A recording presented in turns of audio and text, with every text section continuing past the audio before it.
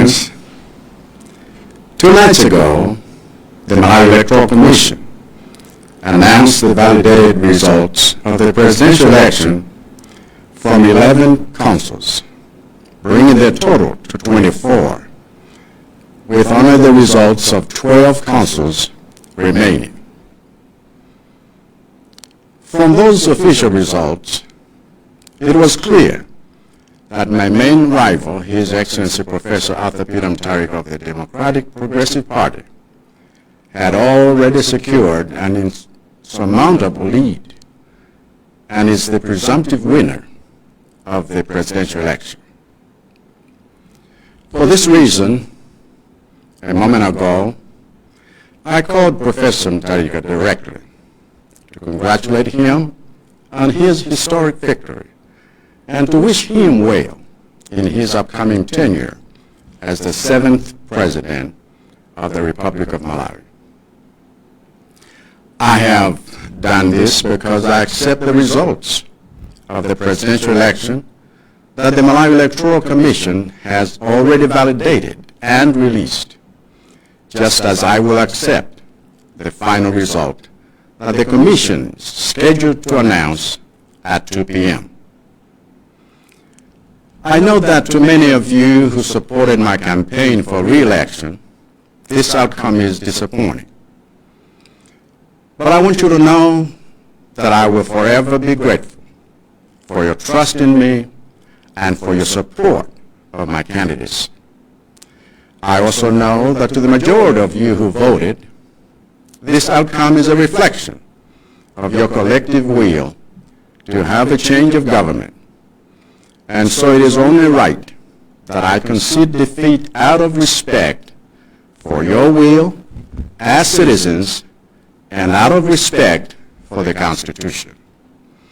But regardless of whether or not you voted, and regardless of how you voted, if you are a Malawian citizen anywhere in the world, I want to thank you for conducting yourself throughout this election in a peaceful, orderly, and lawful manner.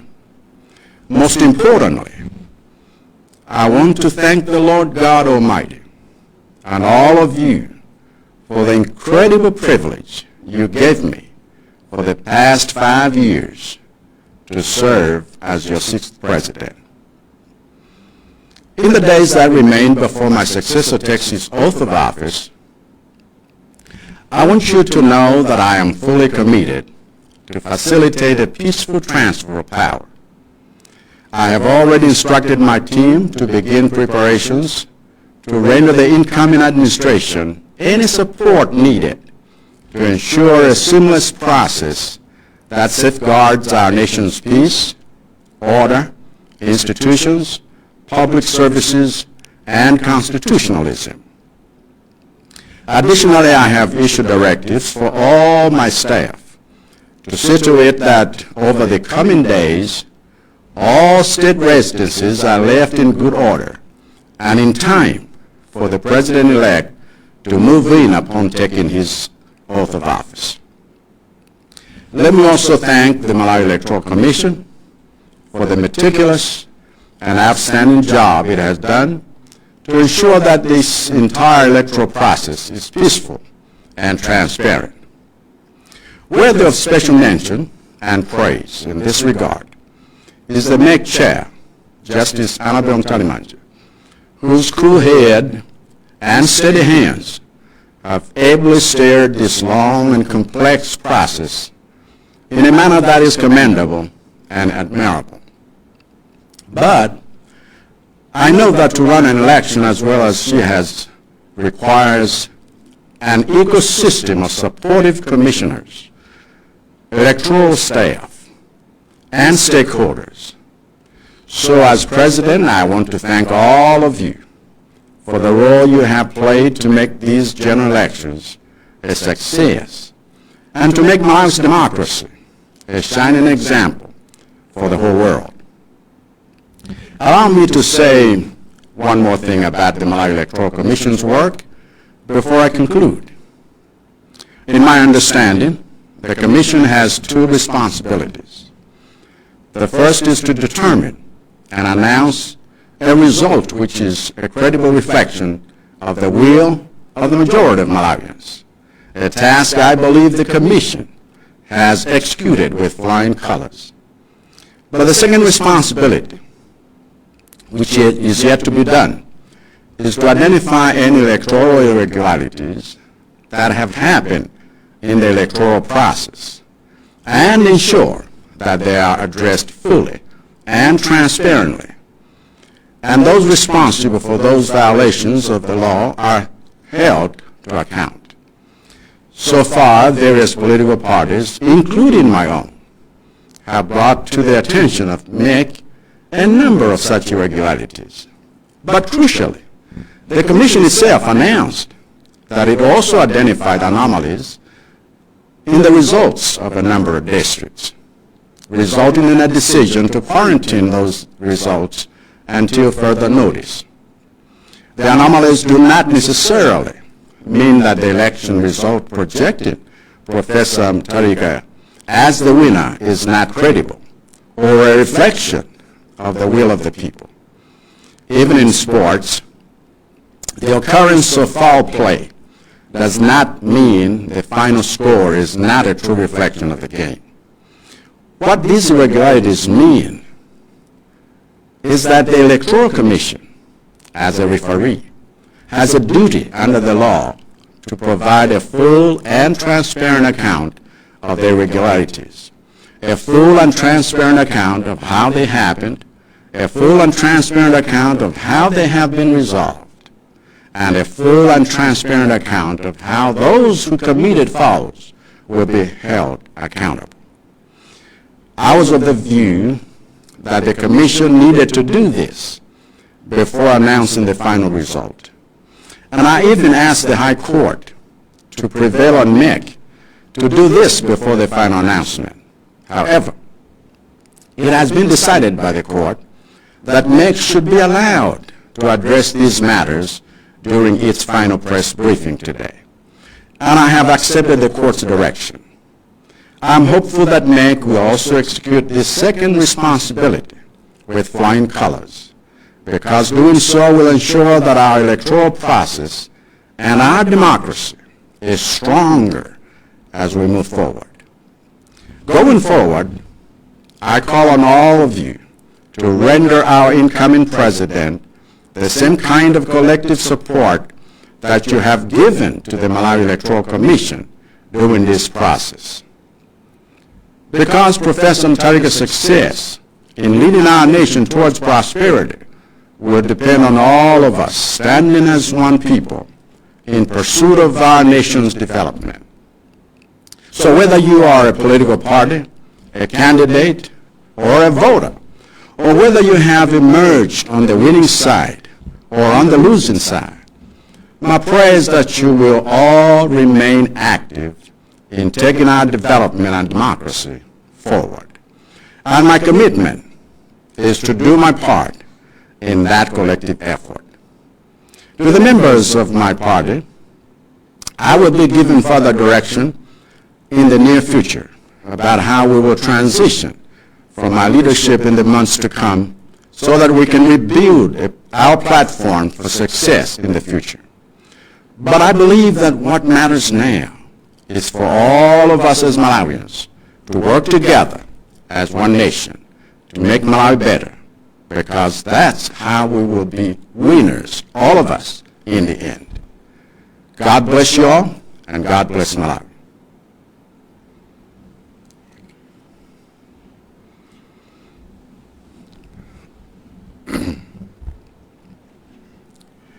Amalanzanga, Zana, Ama Electoral Commission, adalengeza zotsatira zimene atata kufufuza za vote ya president kuma council 11 adabweretsa tsopano ma council wonse amene awerengera kukhala 24 kumanena kuti kwangotsala ma council 12. Ndiye kuchokera pa zimene adalengezazo zimachita kuonekeratu kuti amene ndimapikisana nawo His Excellency Professor Arthur Peter Mutharika wa Democratic Progressive Party analatsogola kotero kuti sangapezekenso. Ndiye zimaonetsa kuti amene apambane ndi iwowa.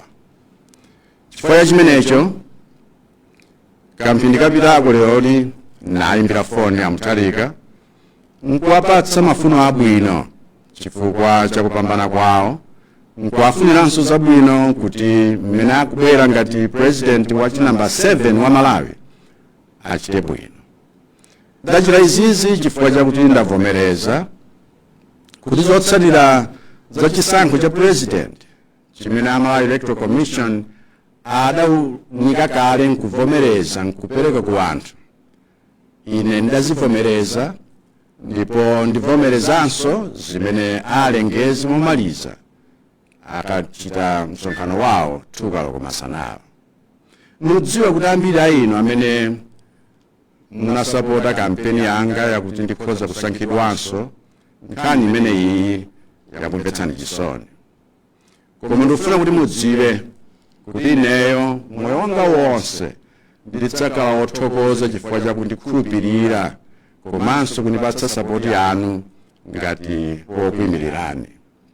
Ndikudziwa kuti ambiri a inu amene munavota mwaona kuti izi zapereka chithunzithunzi cha mmene mwafunira kuti boma lisinthe. Ndiye ineyo ndili kuvomereza kuti ndalephera chifukwa chopereka ulemu kucholinga chanu ngati Amalawi, nzika za dziko lino, komanso chifukwa chopereka ulemu ku malamulo athu akulu a constitution. Ndiye kaya mnavota kaya simnavote, kaya ndinu Malawi kulikonse pa dziko lapansi lino, ndikufuna ndikuthokozeni chifukwa chakuchita zinthu zonse mwamtendere, mwabata, komanso motsatira malamulo. Koposera pamenepa ndifuna ndiyamike Yehova Mulungu wamphamvu yonse ndi onse inu amene mwandithandizira ponipatsa mwayi wakuti ndikhoza kukutumikirani mzaka 5 zapitazi ngati president wanu wa nambala 6. Masiku akubwerawa asanalumbiritsidwe president amene atenge malo anga, ndifuna ndikudziwitseni kuti ndadzipereka kuti pakhale kupatsirana bwino kwa ulamuliro. Ndauza kale wonse amene ndimagwira nawo ntchito kuti ayambe kukonzekera zimenezi kuti tipereke thandizo lililonse pasaoneke chilichonse chotsamwitsa mmene tili kupereka ulamuliro, chifukwa mtendere wa dziko, bata ndi zonse zimene zilipo ngati za dziko lino, kaya ndi ma services, zonsezo zitsatire kulingana ndi malamulo a dziko lathu. Ndiponso ndapereka ulamuliro kwa onse amene akugwira ntchito kuno ku State House kuti masiku akubwerawa nyumba zonse za boma zikhale bwinobwino, zikonzedwe bwinobwino kukonzekera a president amene abwere akalumbiritsidwa. Munilole ndithokozenso a Malawi Electoral Commission chifukwa cha ntchito yawo yapamwamba imene bachita kuonetsetsa kuti zonse zokhudzana ndi masankho amenewa zachitika mwamtendere komanso poyera. Makamaka ndithokoze make chair Justice Anabel Ntalimanje chifukwa chakudekha kwawo komanso kuonetsetsa kuti zonse zikuongoleredwa bwino, chifukwa nkhani imeneyi si nkhani yophweka, ndipo ndifuna ndiwathokoze ndi kuwayamikira koposa. Koma mudziwanso kuti kuyendetsa masankho ngati amenewa pamafunikiranso ambiri oti awathandize monga ma commissioner waja, staff yonse ya masankho, ngakhalenso wonse amene amakhudzidwa. Ndiye ine ngati president ndifuna ndithokoze nonse chifukwa cha gawo lanu kuti masankho a chaka chino akhala masankho opambana kuonetsa kuti demokrasi Malawi ifuna kuonetsa chitsanzo chabwino ku dziko lonse lapansi. Kwa mundilole kuti nkambeponso mfundo ina pokhudzana ni nkhani ya ntchito ya meki ndisanamalize. Mkumvetsa kwanga komishoni iyi ili ndi maudindo awiri. Udindo woyamba nkuonetsetsa kuti alengeze zotsatira za sankho mu njira imene ili yovomerezeka komanso kuonetsa chifuniro cha onse amene avota amene nambala yawo yachulukira. Ndiye ndikukhulupirira kuti a commission wagwira ntchito imeneyi koma mwapamwamba. Gawo lachiwiri la udindo wawo nkuti sizinachitike kuti amalizitse. Ndiye zija zakuti aone kuti kodi panali zina zotsamwitsa masankhowa kapena chimene chachitika nchiyani pamene masankhowa akhala akuchitika, kuti zimenezo azifotokozere bwinobwino munjiranso yakuti aliyense akhoza kumvetsa bwino ngati wena sadatsatire malamulo pa nkhani ngati zimenezi kodi amenewo achita nawo chiyani. Chifukwa mmene ndikuoneramu zipani zingapo zinapereka madandaulo wawo ngakhalenso chipani chathu kubweretsa madandaulowo kumeki kuti alongosole bwinobwino zina zimene zimaoneka ngati sizidayende bwino. Koma koposera pamenepo iwo eni ake a commission analengezanso kuti pawokha anapeza zina zimene amaona kuti sizidakhale bwino, ndipo mpakana amayimitsa makanso angapo kunena kuti ayitamba tayika pambali chifukwa tifuna tizionetsetse bwino. Tsono ngati anazindikira kuti pali zina zimene sizinali bwino, izi zisatanthauze kuti kutsogola kwa Profesa Mutharika ngati wopambana kapena kuti ndi amene wawina zisakhale ngati kuti tikunena kuti sizidatero ayi, koma icho chithunzithunzi cha zimene anthu afuna. Ngakhale tu pa masewero ampira mwachitsanzo kuti wena akaponda anzawo sizitanthauza kuti zigoli zakhala bwanji kothera ayi, chifukwa zigoli zija zimene zimadzanena kuti wapambana ndani, ndipo ngakhale iwo amene anaponda anzawo amapatsidwanso chilango mu nthawi yake. Koma ameki monga ngati lifalili amene wayendetsa izi ali ndi udindo tsono ofotokozera bwinobwino kuti aliyense amvetse kuti zimene sizidayende bwino nziti, ndipo tinachita chiyani, kuti chidachitika ndi nchiyani, komanso tapeza kuti zimenezo tathanazo motani. Akafotokoza bwinobwino zinthu za mtundu umeneyo, ndiye kuti ngakhale wena anachita mosatsatira malamulo amenewo ayankhepo. Ine maganizo anga ngakuti a commissioniwa adafunika afotokoze zimenezo asanapereke zotsatira zomaliza.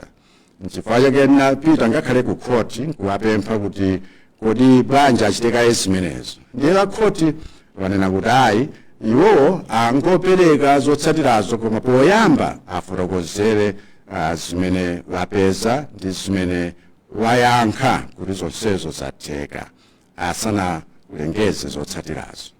Ndiye ineyo ndinavomereza zimenezo anatipangira wakukhoti akubwalo la milandu kuti titsate zimenezo. Ndiye ndifuna kuti pamene akuchita udindo wawo wachiwiriwo ndikhulupiriranso monga anachita udindo wawo woyamba mwapamwamba achitanso chimodzimodzi, chifukwa akatero ndiye kuti aonetsetse kuti zonse zimene zinachitika pa demokrasi yathu ino zilimbikitsidwa kuti demokrasi ikupita patsogolo. Ndiye mene tikukamba zopita patsogolo ndifuna ndi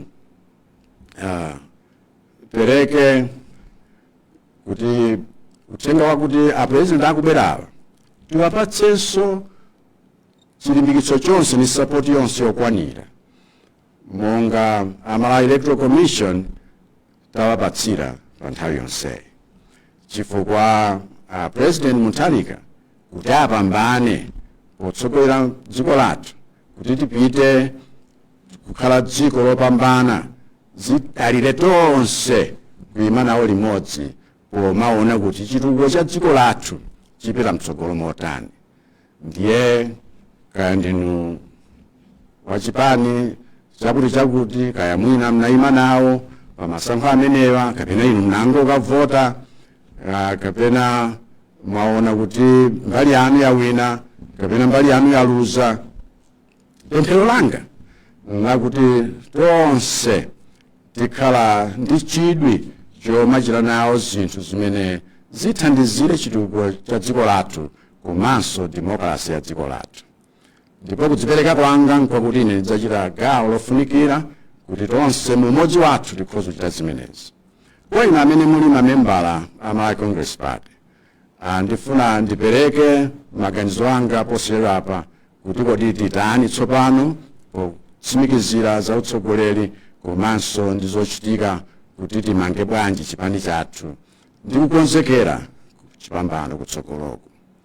Koma ndikukhulupirira kuti chimene chikufunika kwambiri pali pano kuti tonse ngati Amalawi tigwire ntchito mogwirizana ngati mtundu umodzi kuti Malawi akhale wabwino kuposera kale. Chifukwa chimenecho chimene chitipangitse kuti tonse tikhale opambana kumapeto kwake. Ambuye akudalitseni nonse, Mulungu adalitsenso Malawi.